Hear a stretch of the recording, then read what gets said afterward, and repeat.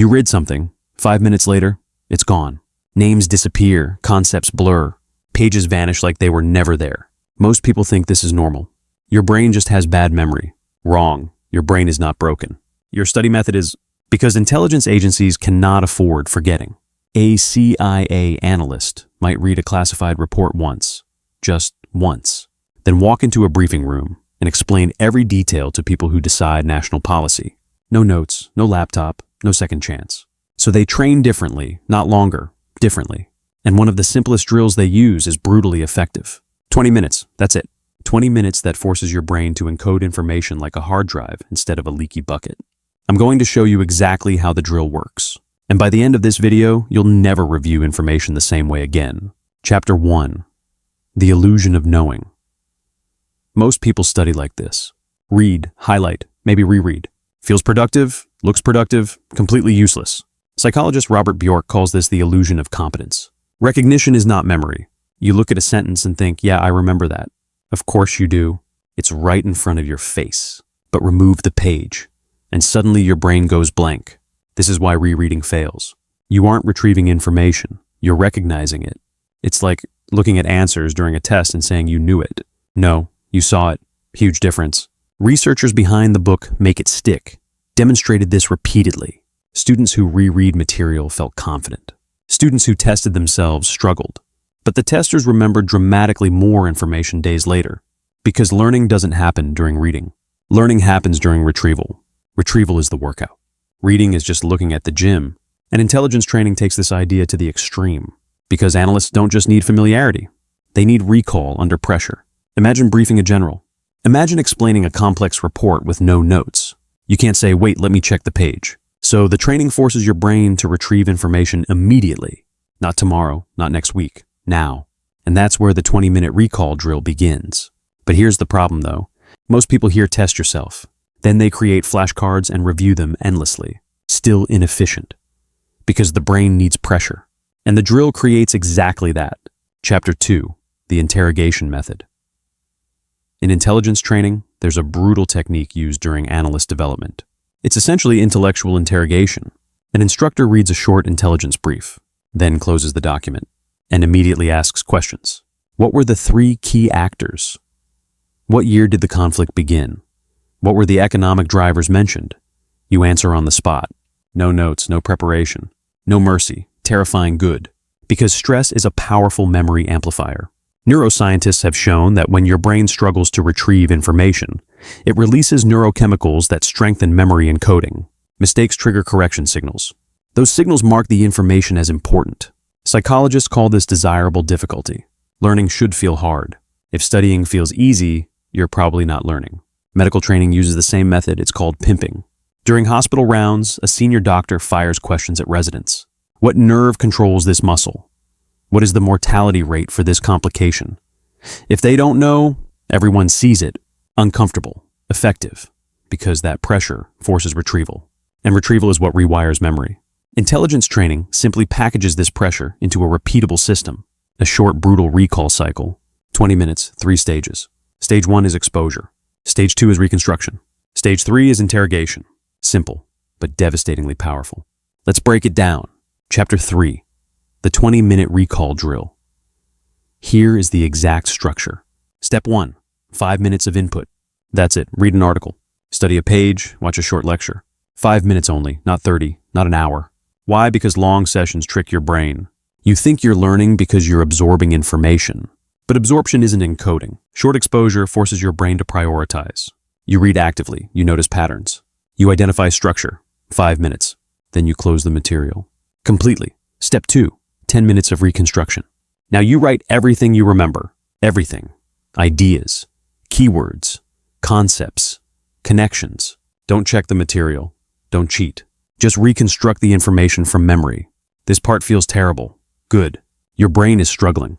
That struggle is the encoding process. Psychologist Karpik demonstrated this in 2006. Students who practiced retrieval remembered 50% more information than those who just reread material. 50%. And they spent less time studying, because retrieval strengthens neural pathways. Every time you force your brain to pull information from memory, the pathway becomes easier to access next time, like walking through a forest. The first path is difficult. By the 10th walk, there's a trail. But here's the critical rule. You must accept mistakes. If you forgot something, that's not failure. That's a signal. Your brain just discovered a gap. And gaps are exactly where learning happens, which leads to the final stage. Step 3, 5 minutes of correction. Now reopen the material. Compare. What did you miss? What did you misunderstand? What details disappeared? Circle them. Those are your weak points. Those are the things your brain refused to encode. So now you study those gaps directly, just the missing pieces, not the whole page again. This targeted correction is incredibly efficient because you're no longer studying everything. You're studying the exact information your brain failed to retrieve. 5 minutes, then you're done. Total time, 20 minutes, input, reconstruction, correction. And one cycle is often enough to remember material days later. But here's the thing though, one drill helps. Multiple drills transform your brain because repetition compounds the effect. And this leads to the next layer of intelligence training. Chapter 4, Why the Drill Works. Most people think memory is about storing information. It's not. Memory is about retrieval strength.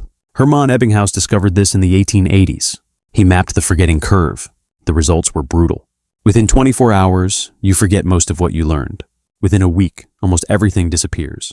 Your brain deletes information constantly, not because it's broken, because it's efficient. Storing everything would be impossible. So the brain asks one question: will this be needed again? If the answer is unclear, delete. But retrieval changes the answer. Every time you recall information, your brain interprets that as a survival signal. This information matters. Keep it. That is exactly what the recall drill forces. Instead of passively consuming information, you repeatedly prove to your brain that the information matters, and it locks it in. But there's another reason the drill works: compression. Your working memory can only hold about 7 pieces of information at once. Psychologists call this the magical number 7. When you reconstruct knowledge from memory, your brain automatically compresses information. It creates patterns, it groups concepts. Instead of remembering 20 separate facts, you remember one structure. Experts call these structures mental models. Surgeons have illness scripts. Chess players have board patterns. Intelligence analysts have geopolitical frameworks. The recall drill accelerates this compression process. Because when you rebuild knowledge from memory, you naturally organize it. You simplify, you connect ideas. And those connections are what make information stick. But here's the problem though. Even powerful drills fail if you only study once, because memory fades with time, which means the final upgrade is spacing. Chapter 5, The Analyst Schedule. Intelligence training rarely relies on one exposure. They repeat the recall cycle, but not immediately. They space it. Day 1, run the drill. 20 minutes. Day 2, run it again. But now you start directly with reconstruction. No rereading, just write what you remember. Then correct the gaps. Day 4, repeat. Day 7, repeat. This is called spaced repetition. And it exploits the forgetting curve. You review information right before your brain deletes it. That moment of struggle tells your brain the information still matters, and the memory strengthens again. Medical students use software like Anki to automate this. Language learners use it for vocabulary. But intelligence analysts often use simple recall drills like this, because it's faster, portable, flexible. You can do it anywhere. 5 minutes reading a report, 10 minutes reconstructing notes, 5 minutes correcting, done, 20 minutes. But here's the part most people miss. The real power of the drill isn't memory, it's thinking. Because when you reconstruct information from memory, you aren't copying, you're rebuilding knowledge.